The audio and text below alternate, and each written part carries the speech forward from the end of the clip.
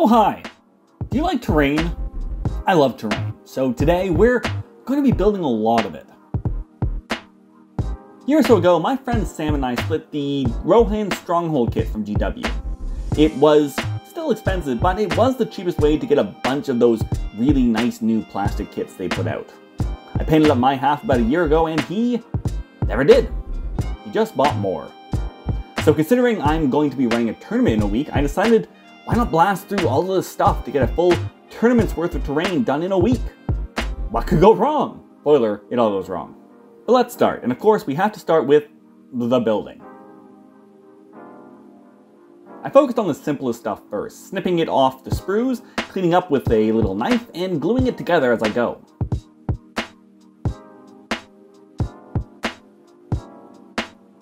While I was doing this, I was also thinking about how I've always wanted some more Osgiliath terrain too, and so I bought some cheap used sets off of a local friend and decided to work on those as well.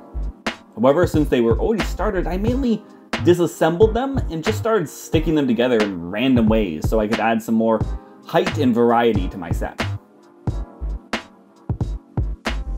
While I'm doing all this, you might be thinking to yourself, didn't you just do a video about why you shouldn't be buying Games Workshop stuff? And here you are with a lot of Games Workshop stuff talking about how good it is? Well, yeah, you're partially right. But that wasn't about issues with their products. It was about how broadening horizons can help to develop your artistry and to encourage you to think a bit more critically of Games Workshop and other companies, as they aren't always that great. So maybe you should go watch that video again. Maybe 2 more times. Share it around, comment, like, engage. Please. So obviously these kits are great. Super versatile, well designed, and working with both of the Osgiliath Ruin and the Rohan kits at the same time, it just shows how far Games Workshop actually has come between developing the two. And while I love scratch building terrain, as it can be a source of such creative expression, there's a lot of ways that plastic is just better. The built-in detail, the consistency, the added weight, and most importantly, the durability. I almost prefer it to foam buildings, as it's just so much better for tournament and general out-of-the-house transportation and play, which is the main way I play, so it's a big plus. Back to the actual work though, as while I do this, it starts to set in. These are really easy and fun to build, but are taking a long time, so I had to keep my motivation up. One way was that I watched a lot of YouTube with people like Lockie from Zorbasaur, which really helped that time to go by. So once all the easy stuff was out of the way, I got a bit creative with the houses themselves. The kit is really modular, and without any modifications, I was able to easily build one that was completely different from all the other ones I already had. However, like my first set, for the second two I wanted to go a bit further and make them a bit different. So I made the first one of them square instead of a rectangle by only using some of the wall sections and shrinking them all down.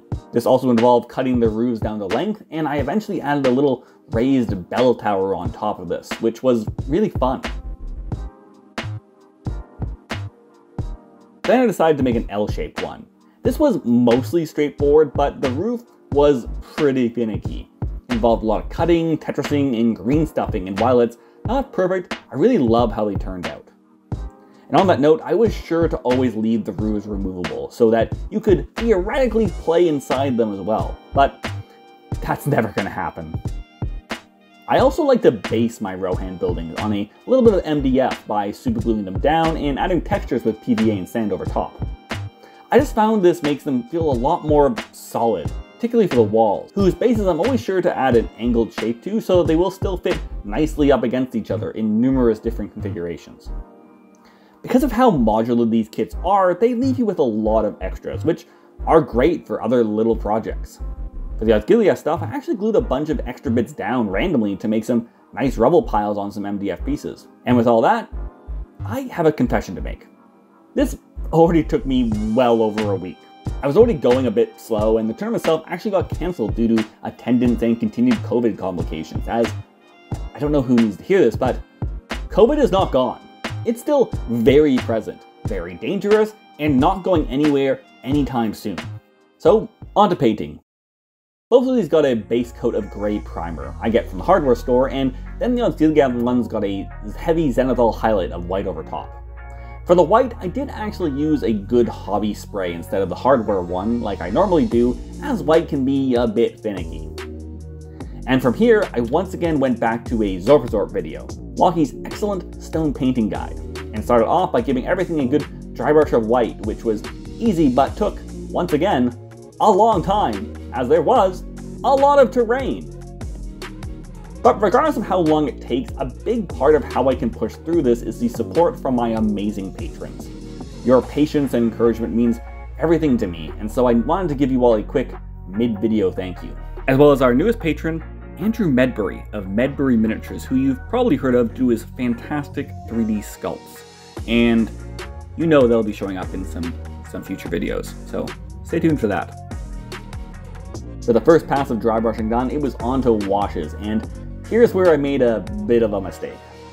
We're basically applying a variety of tones here by picking out individual bricks and planks with different colors. And when I did this same paint scheme to my existing sets, I used some of my normal washes and contrast paste, as I wasn't applying too much at the time, but with this much, I ended up going through a lot of paint. Regardless, I applied these in patches of brown, green, and black. And once that was all done and I was happy with the patterns, I then picked out some of the bigger details like the ends of the pikes and the sections of painted green wood and thatched roofs with some cheap craft paint, and moved on to more dry brushing.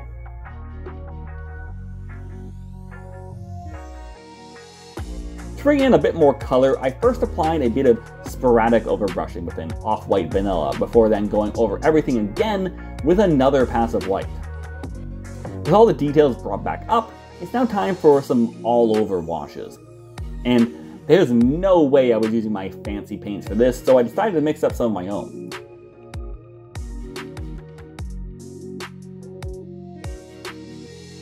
This was really simply done with just a mix of water, matte medium, and inks. In this case, scale 75 inks, as they're the only ones I have. I don't have an exact recipe for this, as I just kind of went back and forth with all water and ink until I was happy with the finish. For the ruins, I went with a black, and then brown for the wood. This is also a very thin wash, as I wanted to tie everything together and bring out details while still retaining those undertones we worked in with the original washes. Then I went back in and added a few more bits of the original washes to places like the roofs, before adding a final last bit of white dry brushing here and there to make stuff really pop. Finishing up now, I went around and just picked out little details like some metallics, washes, and contrast paints to bring the whole thing to life, and boom, we were done.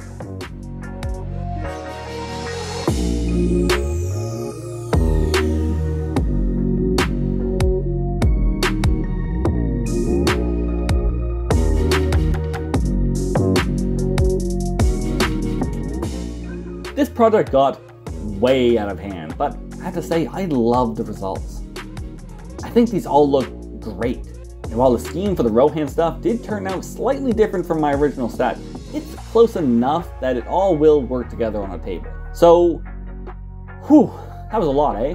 Do you often get stuck into projects that just take way longer than you think? Let me know in the comments, as doing all this has made me really want to do some nice new board builds, like a big Osgiliath set or something. Would you be interested in that? Get some ideas going. So, thank you all, and if you like this video, give it a like, dislike, comment, share. I don't really care, honestly, just whatever. I'm kidding, I really do care. But of course, the biggest thank you goes out to my ever-patient patrons once again, who have put up with multiple blog posts over on the page of me basically just whining about how overwhelming this project was getting, and never once complained about how long the video was taking to make. So, thank you all. Your support, encouragement, and just the good feels are 100% the reason I'm able to muster up the energy to actually see this stuff through. So, yeah, thanks. If you aren't a patron but want to get involved and help support this whole thing, hop over onto the page via the link in the video description, as I'd love to have you as part of the team. But for now, have a good one, everyone.